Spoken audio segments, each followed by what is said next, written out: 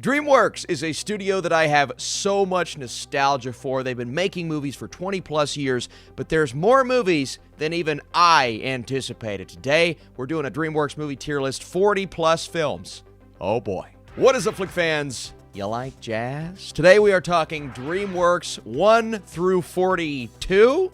Is it 40? I think so. This is all, of course, in honor of the bad guys. I want to say thank you for joining me. Please ignore my eyes. I had a full-blown allergy attack 5 minutes ago, and I'm still struggling. You like jazz? If you guys are here and you like this kind of video, come back because we have tier lists every single week on this channel and companion videos over on my Patreon page. If you guys are on Patreon, we're doing some fun things as of this last week. And of course, if you enjoy the content, dropping that like down below would let me know, and YouTube, because it helps the algorithm. Let's get right into the first thing we are talking about, and that is the How to Train Your Dragon trilogy. I wanted to start off with the best. It is so good. Is it the best trilogy that DreamWorks has to offer?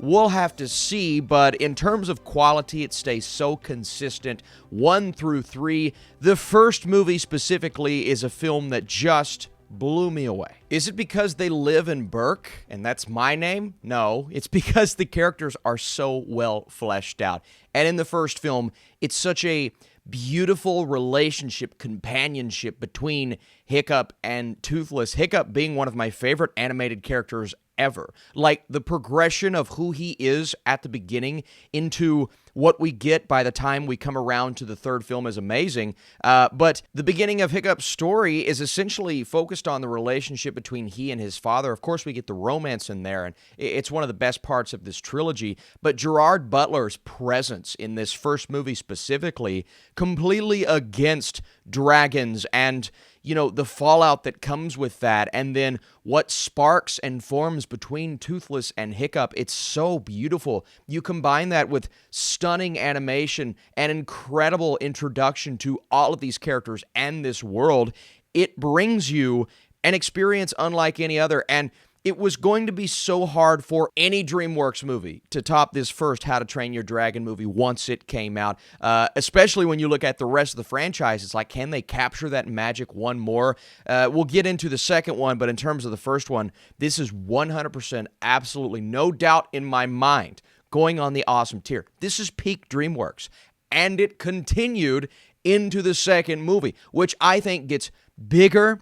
Some will argue better. Not entirely sure if that's the case here. We'll have to see. You bring in someone like Jaimon Hansu, who adds this incredible villainous presence that was there in the first film, but I think it's way more impactful here. Like I said, you're expanding the world. Cate Blanchett's presence in this movie. And if you know, you know. It's just phenomenal. The emotional turn that we get with that story, for me, worked just as well as the emotion that we got in the first film. So, like I said before, they were able to match that quality in a way that blew me away. And I also said it gets more epic. A lot of that has to do with the score that just unleashes onto the screen with this beautiful animation, with the Night Furies. It's one of those things that you can't stop thinking about once it's over. That's how I feel about the second How to Train Your Dragon. It is also going on the awesome tier. And then we have the third. And in this third film, Hiccup has reached that goal, at least it seems, of creating that beautiful dragon utopia. Toothless finds another dragon that it feels like an untamed dragon. Okay, where do we go from here? Then we discover this hidden world. It's in the title. And this is one of the most epic and rousing conclusions to any trilogy that I've ever seen, while not as impactful from a story standpoint, in my opinion. Still love the story, and I love all the reveals that we get and everyone coming together, and of course, all of the friends that we know and love throughout this trilogy, going up against this force and what's happening with the dragons and all of the sadness that comes with the way it all comes to a close in that third act, and then, of course, kind of the post-fallout of everything, seeing the older versions of our characters. And again, I don't want to go into too much detail, just in case you haven't seen this trilogy. Please watch it. I love this movie as well. It doesn't have that spark that puts it above all else like the first two films, but that doesn't mean it's not great. And because it's great, capping off one of my favorite trilogies of all time, I have to put The Hidden World on the great tier. What a trilogy. Okay, we go from super high quality to The Boss Baby. And while I do like Alec Baldwin as the voice of the Boss Baby, and it has created and spawned so many memes, the memes from Boss Baby is incredible. I know a lot of people that love these films, or at least really enjoy them, and it's a film that is built for kids, and understandably so. It will probably work for some kids, but these films don't do enough story-wise and script-wise, and they don't come together as they should, in my opinion, to create for an experience that makes me want to go back and ever watch them again. I talked a lot with How to Train Your Dragon. I'll try to speed it up. These two movies, while distinctly different, the first Boss Baby, I believe, is much more focused. They go on this rousing adventure. It doesn't have as much going on as the second. The second may be more colorful, may do more with its animation. It brings in this baby, and it also takes place when everyone is older. I didn't love the time jump. I wish they would have kind of stuck with where we were in the first movie. Instead, we go way into the future. That's fine, but these movies are what they are. I've come to accept them. I just haven't really come to enjoy them really at all. I think I like them less and less the more I think about them, and they just didn't do anything creative enough with their story to resonate with me. This isn't me being a snob. I think there's a lot to enjoy with this franchise for children, but maybe when I have kids, I don't know. I'm putting them both on the bad tier. We're speeding it up, putting the Boss Babies on the bad. Boss Baby bad. Triple B. That's where we are. Abominable. Part of me was thinking this was the one with Channing Tatum, but then I was like, oh, it's not the one with Channing Tatum. So from that standpoint, this was kind of a forgettable movie, but then I had to kind of think, oh, okay, no, this is what that film was.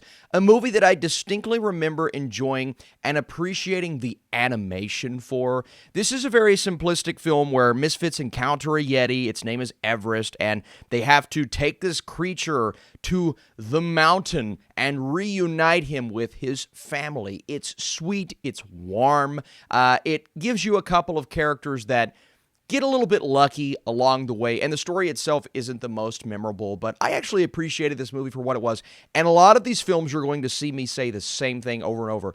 It works for the target audience, and that is families, right? Some of the movies appeal only to kids, don't work as well. Some of the movies are a bit too much for kids. When it works for families, it's going to work for me, and it doesn't dumb down its script in a way that makes it predictable. So I'm going to put Abominable on the okay tier. Dreamworks Antz. It's always, is Antz better or is A Bug's Life better? I don't want to tell you which train I'm on, but I will tell you that I think Antz is an okay movie that holds up. It does veer into that very adult territory, unexpectedly so. It's also a movie that holds up a bit better than I expected. Sure, the animation isn't perfect, but it works for exactly what it's trying to do. I love the cast here. Gene Hackman, Danny Glover, Dan Aykroyd, Sharon Stone. We have Woody Allen as the lead, and it's just a really simple story that tries to be maybe a bit more adult than even what A Bug's Life was attempting to do, but I wasn't extremely compelled by its characters. The character work here is just a little bit flat. So this is one that definitely will work more for adults than it will for kids, but it's not one that fell completely flat like I thought it would maybe after 20 years. I'm going to put Antz on the okay tier. I am Team Bug's Life. Oops, I said it. You like jazz? It's Jerry Seinfeld as a bee. This is definitely a movie. It's not good. It's not a good movie because the story is completely ridiculous, and the interactions between the bees and the humans just make for this really awkward experience. Now, I kind of like the beginning. You know, we're in bee world, and we're going on the bee bus, and we're going to the bee schools, and seeing all of this bee. It's something I've noticed a trend with DreamWorks, right? We have Turbo, where it's the snails in the snail world. We have Bee Movie, where it's bees in the bee world. It's like, let's find an animal or a bug or an insect and create a movie. Ants. That's another good example. Create a movie and create a world around them. Okay, but is it going to, capture that audience like I think it's trying to do? Bee Movie did way more for meme culture than it ever did for who it was trying to appeal to. Because I think it's so ridiculous at times. I can't say this is a bad movie.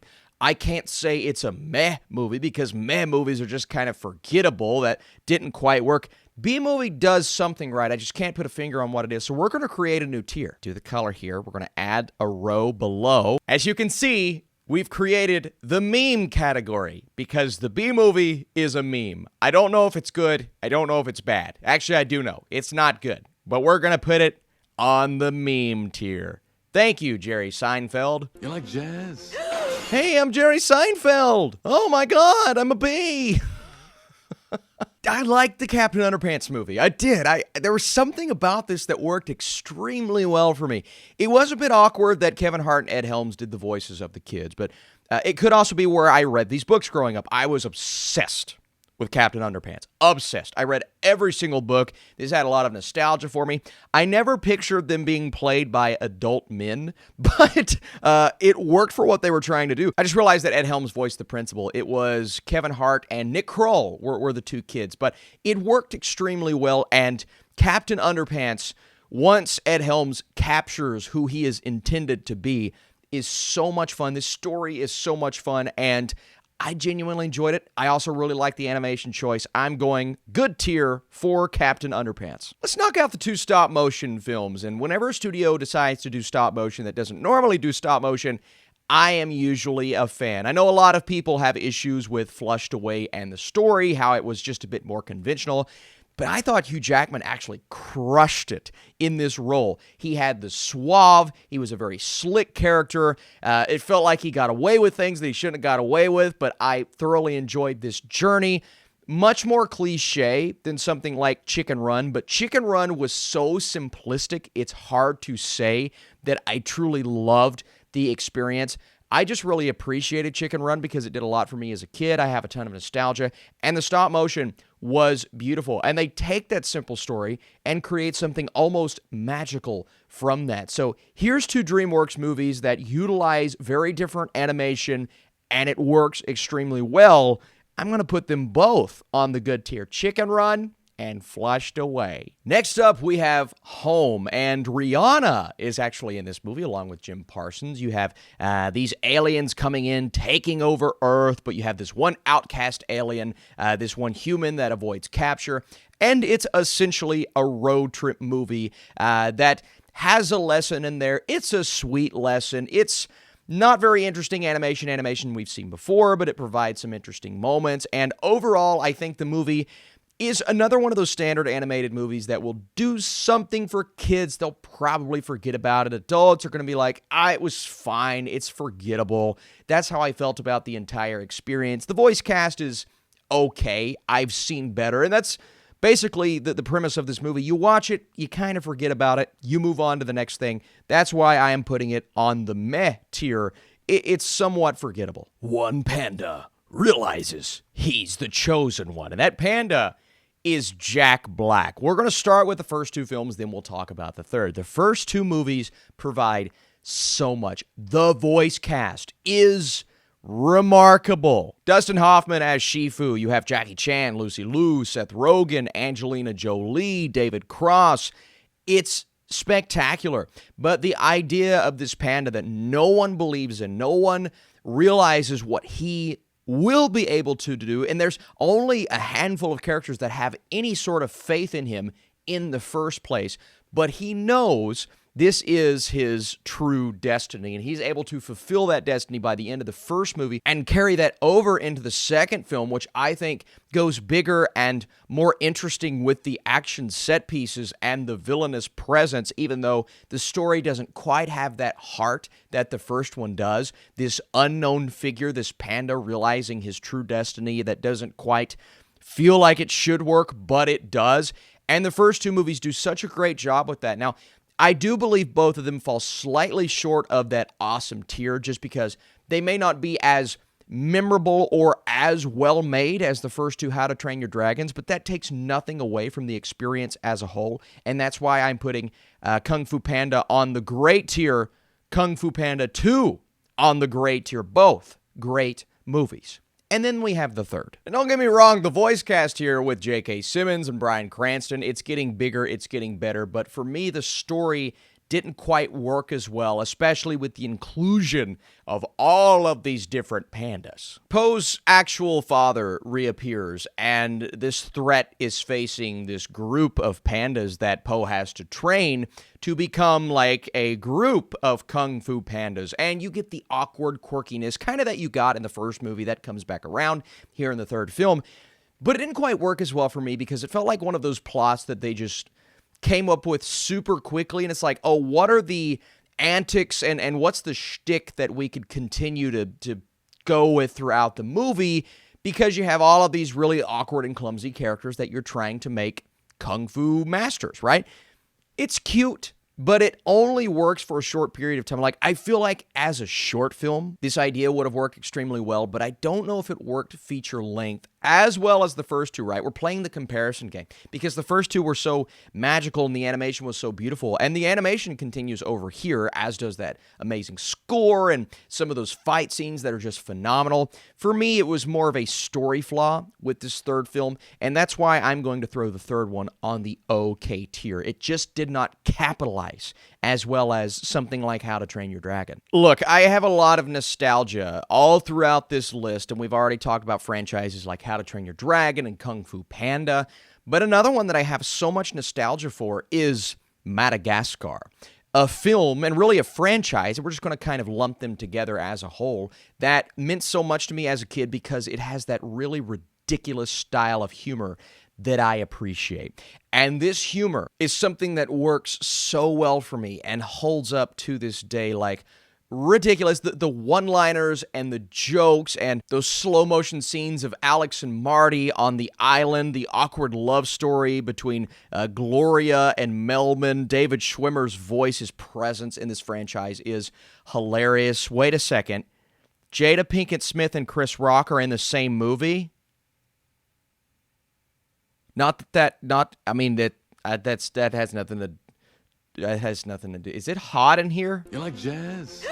I just love the antics between the crew. I think Ben Stiller's presence, like as the leader of the group, kind of, but the first movie does such a great job of showing these fish out of water, but it's flipping the script, right? You expect them to feel out of place at the zoo, but then they leave the zoo, they're leaving that pampered life behind, and they're going out to Madagascar, like a place that they know not which with they came. What's the quote? Sacha Baron Cohen as King Julian. Yes, it's so funny. And I like to move it. There's so many classic moments in this first film. I have to put it on the great tier. I'm sorry. Actually, I'm not sorry. I'm not apologizing. I love this first movie. Now, Madagascar 2, Escape to Africa. This brings us a different dynamic because Alex is now kind of going home. He finds his lion heritage and he feels like he's becoming more of a predator. He's getting these instincts in that one scene in the movie where he bites Marty and realizes that he is turning into this animal man. It ups the emotional stakes to a level like, I don't like the story as much as a whole. It doesn't have that magic that the first movie has, but it's a solid sequel in an already solid franchise. So I actually really like Madagascar 2. I know a lot of people think it's the worst in the franchise. I'm putting it on the good tier. I think it's a good sequel. And then the third movie, which for some reason critics appreciate this third film for, but I'm sitting here thinking it is by far the weakest. Again, a great cast, the addition of Bryan Cranston, but they're joining the circus. And you get antics from these characters joining the circus and then meeting new characters that feel like they should or should not be there. And I didn't resonate with this story as much. It takes them completely out of their element, and it's such a different story than the first two. Now, you do have those memorable moments. What was the Chris Rock thing? Circus afro something. Why am I doing that? It was fine. It's still fun. I still like these characters. I love all of the comedic moments, and I've not talked about the Penguins for a reason. We'll get into the Penguins. This third movie is okay. I think it does an okay job of concluding this trilogy, but it didn't do a great job. Then we move into the spin-off movie, the Penguins going on their own adventure, and that style of humor that they provide, it still works really well. And I love, like, the puns. I love, what do they say? They're like, Nicholas, cage them. And there are those types of things all throughout the movie. And I don't think the story's very good in this film. I'll be flat honest with you. It didn't really work for me. But it's those moments. And the back and forth between Skipper and Kowalski and just the dynamic between the four, that's enough to keep it afloat, and that's enough to make it a solid spinoff. But again, we have these Minions-type situations where they take these side characters, give them their own film, and it never quite works as well. Did it work as well as the third? Maybe, but it did not work as well as the first two. That's why I'm putting it on the okay tier. Megamind. This movie's pretty great. It's pretty great. I will spoil myself right now and say I thoroughly enjoyed this as a kid, but it's gotten better as I've gotten older. It's a villain who turns into a hero. It's some random dude played by Jonah Hill that turns into a villain. And then you have Brad Pitt as the hero, but there's this revelation behind that gets revealed to you. It's like, it's such a complex story, and part of me is like, it doesn't feel like it should all come together in the way that it does, but it does, and I think are we getting a sequel? I just think this is a great movie, man. It's super fun. The action is awesome. The action scenes are great. Will Ferrell is hilarious. He thrives in these types of roles, but to make him this villain that you can get behind and understand and clear motivations here, that's really good writing, and I feel like Megamind has some of the best writing in any animated now franchise since we're getting another film. I'm hyped for the next movie. I'm putting Megamind on the great tier. Oh my god. Monsters vs. Aliens. That's okay. It's okay. I really like the voice cast. I love seeing that trailer for the first time and this girl at her wedding and the meteor that turns her into this super thing, and that they all have a story. They all have a backstory, how they became what they became, and why the government is using them in the way that they are. But then they have to come together and kind of save the world, and that's really interesting. But it's also something that just isn't as memorable as even that premise that I just read you is. Reese Witherspoon does a great job. Seth Rogen does a great job. He's a memorable character. And DreamWorks really took advantage of all of these characters, and I think they did like a spin-off show and something like that. And it was fine, and I think kids enjoyed it, but just like Home, it's another one that didn't have a story as compelling as it needed to, or characters that are super memorable other than the visuals that it provides you. So I'm going to do Monsters vs. Aliens on the meh tier. It just didn't stick with me. Mr. Peabody and Sherman, it's about a young boy and his dog who has a genius-level IQ, and they have to go on this journey when the time machine that they own is stolen, and all of these things throughout history, they're starting to be changed. So that's where the fun comes from, right? Going through these moments and seeing what creative concept they can come up with. And yet again, DreamWorks provides a really compelling voice cast. Ty Burrell is good. Stephen Colbert is back. He was in the last movie, Monsters vs. Aliens, as well. Stanley Tucci. And Max Charles as Sherman, he's really good. This is just not one that sticks with you long after it's over. I know a lot more people appreciate this than maybe I did, and a lot of people were very aware of the story and what it could have been and just the fun little antics that could come from it. And they were fun antics. I just don't know, a feature film for me based around all of this, it wasn't quite... I was like, okay, that was cute after it was over, but it left my brain. And that's how I feel about this movie as a whole. So unfortunately, this film just didn't stick with me. I'm putting it on the meh tier. Over the Hedge. This is one of those movies that it features so many antics and silly, ridiculous moments, like the moment where Steve Carell's Hammy goes in slow motion, or is going in fast motion when everything else is in slow motion because he's getting so hyped up. Bruce Willis's very straight-lined RJ, smooth, a criminal almost. And then the concept of going into various people's backyards. You know, we have an insect. We have an animal. We're going to expand on their story. This is one of the few times that it works so well. Just the concept is super intriguing. But then you have various animals, and you can work with their skill set or their specific, the way that they move, and create something fun and compelling from that. Gary Shandling is awesome in this film. Wanda Sykes is good, as she always is in animated movies. I enjoyed this. I like the humor a lot, too. I think the humor is what allows it to stand out. I'm putting Over the Hedge on the good tier. Is it nostalgia? Maybe. Rise of the Guardians. You're taking the Easter Bunny and Santa Claus and all of these famous figures with various abilities, and you're bringing them all together, Avengers style, with a fantastic voice cast.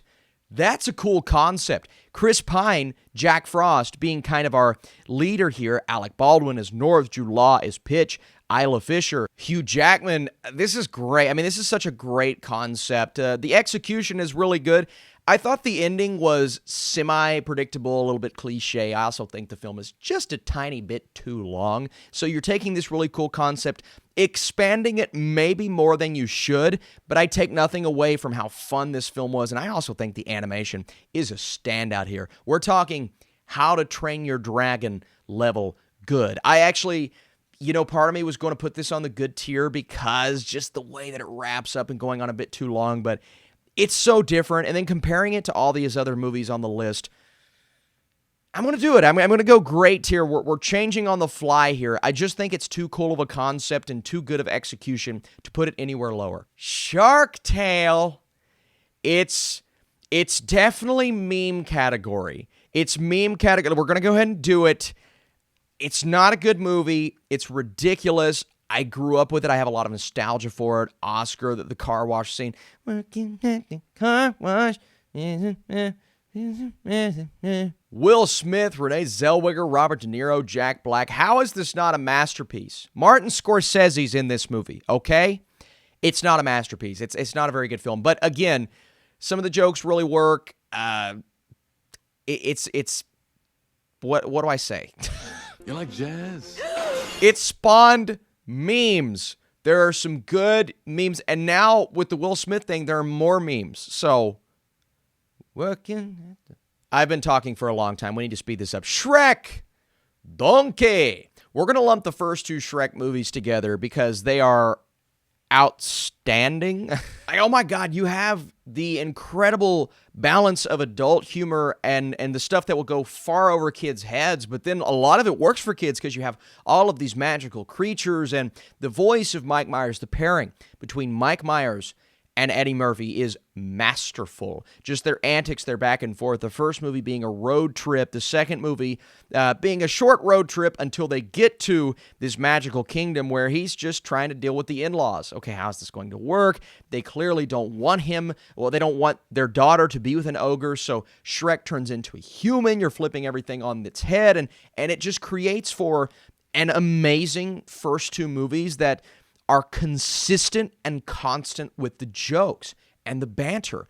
And it's hilarious. It's one of the funniest movies I've ever seen talking about the first film. And while the second film may not be as funny, it may not have as many one-liners, it still works extremely well and it has a better story. Look, I know a lot of people want to look at these first two films and use them as memes and not look at them as genuinely great movies. But watching these two films back to back, they're so great. Like, it's an awesome script. It's great characters. They're compelling. The voice cast is one of the best of all time, and they work. They're very fluid. They're not too long. They're awesome. I'm putting both Shrek 1 on the awesome tier, Shrek 2 on the awesome tier. They could be on the meme tier, but they're too good for that. Then we have Shrek the Third and Shrek 4. It takes a step down with both films. It's something about the balance not being there nearly as well as it was in the first two, and it's like the excitement level almost went away. This franchise took a step down, one of the biggest that I've ever seen any franchise do before, because you have two movies that are so magical, and then you have a third film that involves Justin Timberlake, and he actually does a nice job, but Shrek has had enough. He's like, I have to get someone else in here that can do a better job. But for me, it's like, this isn't as funny. I'm not laughing as much. The journey's not as compelling. You're kind of doing the same thing over and over again. In the last movie, you had the inclusion of Puss in Boots. In this movie, you have the inclusion of characters that aren't nearly as compelling and a story that's very average at best. I just don't like the direction that they went with it. And then in the fourth film, you have all of this other stuff. Rumpelstiltskin sends him to this different version of Far, Far Away where everything has changed and the characters are so different. So it's like you're taking the characters that we know and love and you're switching them all up in such a way that just doesn't taint the franchise, but it brings it down a notch because everything that you enjoyed about even the first three movies it's just not there anymore. My phone fell. Everything else, I was not a big fan of these two movies. So Shrek the Third goes on the meh tier. It's forgettable, not terrible. I am putting Shrek 4 on the bad tier. I just don't like it. Then you have the spinoff in Puss in Boots, and this was actually a fun little adventure. Again, another example of taking a side character, giving that side character his own movie. I actually think Puss in Boots 2 looks super compelling. The concept of this first one was still compelling. You had those elements that were trying to tie it back into the same type of humor and the same type of vibe as the Shrek movies, which for me, I'm like, if you're going to separate it. Like Penguins didn't do a great job of separating. Funny enough, Puss in Boots didn't focus as much on the humor. The story was very similar, but it was the action-centric moments that allowed this movie to feel a little more fresh, stand out a bit more, I believe, above the last two Shrek movies. So I'm going to put Puss in Boots on the okay tier. Next up, Sinbad, Legend of the Seven Seas. This is when DreamWorks was focusing more so on the 2D animation like El Dorado, this film, Prince of Egypt, and this movie actually has a huge cast. Catherine Zeta-Jones, Brad Pitt, and a nice adventure that doesn't necessarily stand out as authentic. It's about the legendary sailor that is framed by this goddess. He must travel to her realm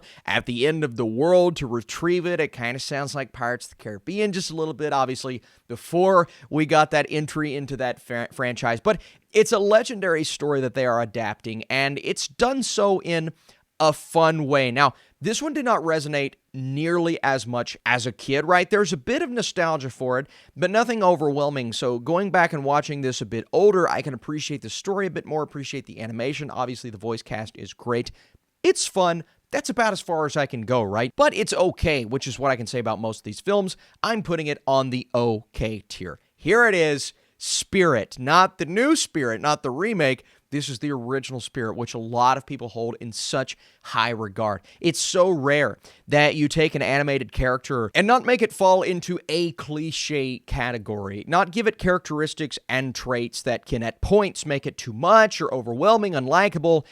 It's a beautiful story. I mean, this is a beautiful story that is executed in a solid way. There's nothing overwhelming about it. It doesn't break any new ground. It's not a story that pushes the limits in any way. It's just a human that finds this stallion and they form this relationship, this bond that is genuinely sweet. And all of those things come together to make for a good experience. I know a lot of people are going to throw it on the great tier, and I can't quite get there. I don't have a lot of nostalgia for this film, and it worked, but it wasn't overwhelmingly great, if that makes sense.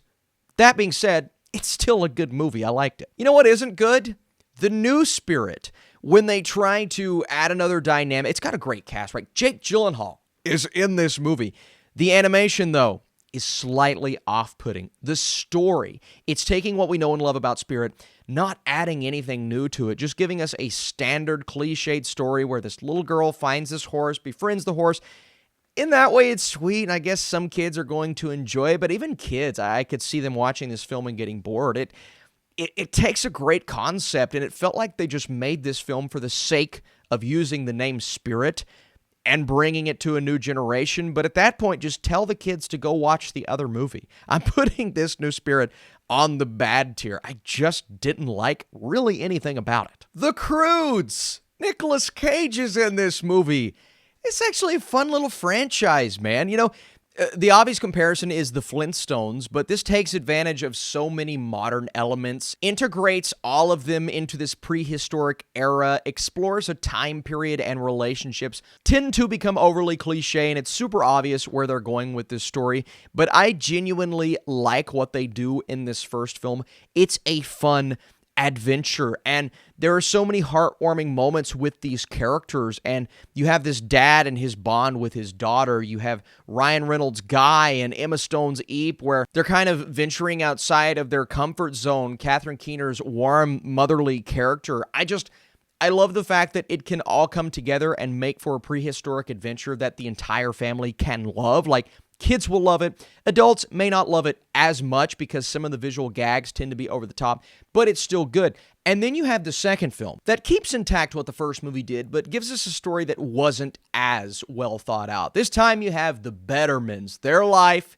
well, it's a lot better. They are more high class than the Croods. Oh, Ron.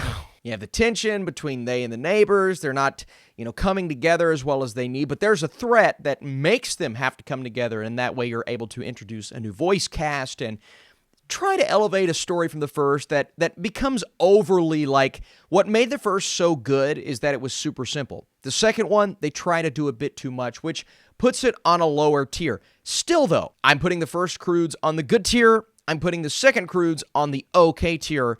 It's a solid franchise. Next up, we have two movies that are beloved films. One that I completely agree with, and I think it should be held to that standard. The other one that I watched, and I'm just like, okay.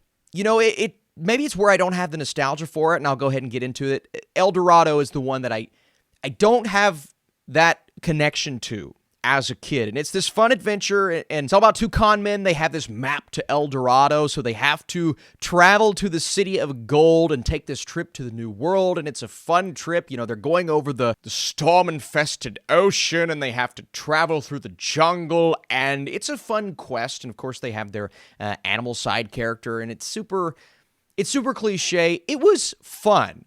But I didn't find anything about El Dorado that stood out for me and said, this is what a lot of people regard as a classic animated film. The songs are forgettable, and that's actually a complaint that I have for The Prince of Egypt as well. But the journey, comparing it to The Prince of Egypt, just wasn't near as heartfelt, authentic, epic, grand as I thought it needed to be. And both are movies that are going to work for kids, but I actually believe these films work better for adults than they do kids, except El Dorado didn't quite have the script, the dialogue to keep me compelled like it needed to. So we're going to start with El Dorado. I'm going to put it on the okay tier. I think this is the one opinion that's going to get me in trouble. But let's talk about The Prince of Egypt. It's as good as everyone has said it is. Now, I remember it being good as a kid. I enjoyed it. I actually think I liked the songs more when I was younger, because going back and watching it now, the music, it almost felt out of place at points. It kind of cuts off the tension as you're building all of these things.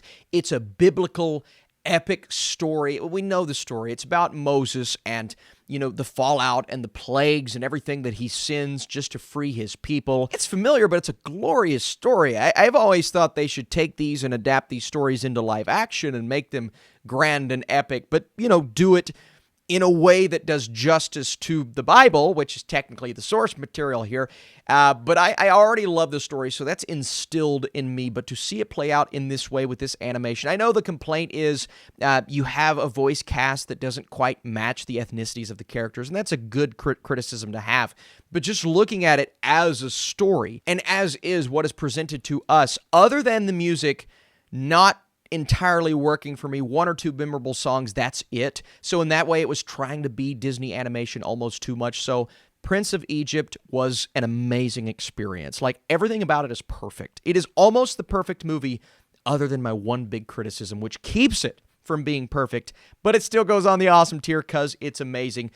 Oh my God, I've been talking. Let's wrap this up. Trolls franchise, very cliche. They're trying to do the thing where they take songs that exist right now, they do their spin on them, and the music is pretty good in these movies, I won't lie. Anna Kendrick and Justin Timberlake, they're good together. The first story is simple. The second story, you're integrating all of these different genres and the idea of inclusivity, and all of these ideas are nice, but it's just the way they come together. It makes it feel like they wrote these movies just to make a film based around these pop songs, and that, for me, is just kind of like, it just doesn't work as well as it needs to. The second one kind of reminded me of Ugly Dolls, which did the exact same thing.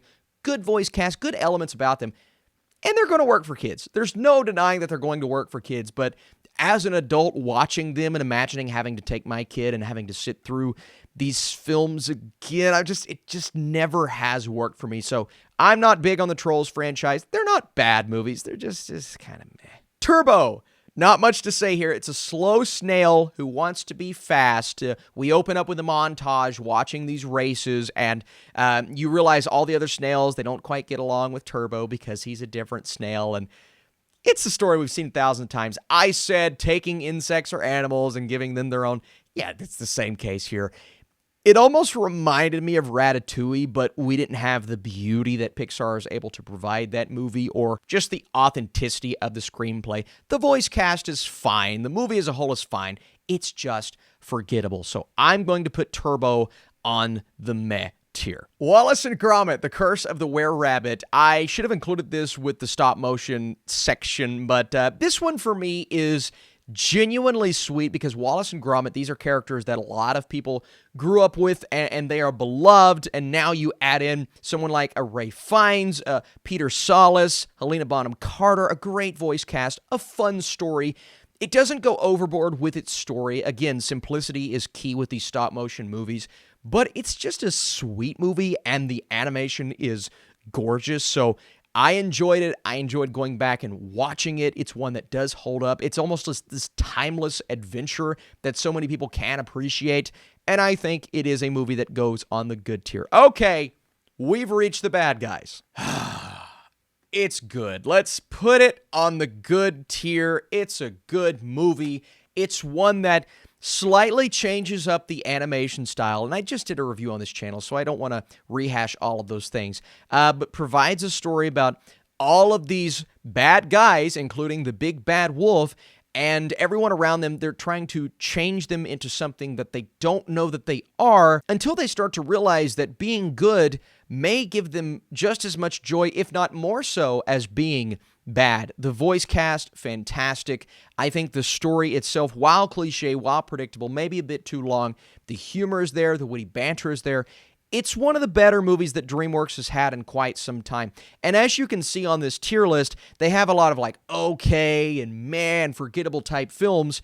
The Bad Guys was able to overcome that and provide something more along the lines of what we used to know from DreamWorks. And because of that, I think it belongs on the good tier. Now, oh my goodness, it's a long... We rank them. You like jazz? Starting at the bottom, and the new Spirit movie. Yeah, that's right. Like, it's not like tragic, but it's just so... Why are they doing this? It's on the bottom. Followed by the two Boss Baby films. I believe the sequel is worse than the first, which puts Shrek 4, I know, I may be the only one that has it on bad, at the top of the bad tier.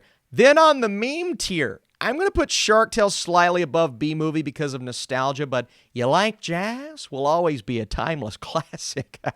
On the meh tier, I want to throw Trolls World Tour at the bottom, just the most forgettable of the bunch, followed by, well, let's put Trolls right above that. Then we have Turbo. It's just not a movie that I will probably ever think about again. Monsters vs. Aliens next. A couple of good moments, but not great. Let's go ahead and throw Shrek the Third at the top of this list. So Mr. Peabody and Home. I'm going to put Home slightly below Mr. Peabody and Sherman. On the okay tier, yes, Sinbad for me was the most forgettable of the bunch, probably. Followed by... let's put Puss in Boots slightly above that. Then we have the Penguins of Madagascar right above Puss in Boots. Then Antz. Yeah, let's go Antz. It's a movie that's the middle of the okay tier. Croods, A New Age. It was not as good as the first, but still slightly fun. Abominable had good enough animation to put right above that. And then Madagascar 3, my least favorite of that franchise, but still fun enough. This one's actually tough, but I'm going to keep it how it is. El Dorado, it was an okay movie, it just didn't quite stick with me. Kung Fu Panda 3, in my opinion, is the best of that bunch. Then the good tier. At the bottom, we are going with the two stop-motion films, Chicken Run and Flushed Away. Right above Flushed Away, we have the first Croods. I don't hold as in high regard as some people, but I still thoroughly enjoy the film. Then Wallace and Gromit, the best of the stop-motion movies. Y'all, I just love the humor in Over the Hedge. That's why I'm putting it next on this list. Then we have Spirit, a film that means so much to so many people. My nostalgia forces me to put Madagascar 2 pretty high on this list. It comes in next. Then, yeah, this may surprise some people, But I'm going to put Bad Guys here and keep Captain Underpants at the top of this list because I just really enjoyed that film. On the gray tier, we have Rise of the Guardians in a good spot, but at the bottom. Kung Fu Panda 2 is next, followed by nostalgia, pure nostalgia, in Madagascar. Right above Madagascar is the first Kung Fu Panda. What a great movie. Followed by Megamind. I cannot wait for a sequel. At the top of the great tier, How to Train Your Dragon 3. What a way to cap off this trilogy.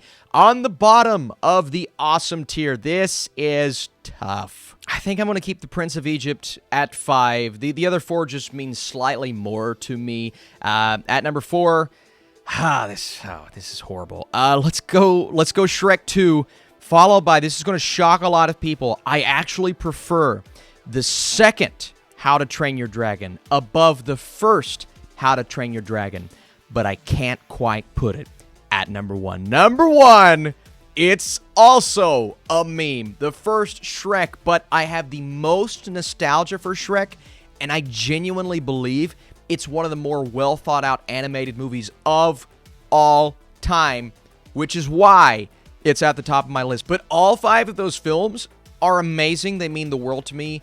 Let's cut the video off right now because this has been one of the longest videos I've ever done. I need water. Water!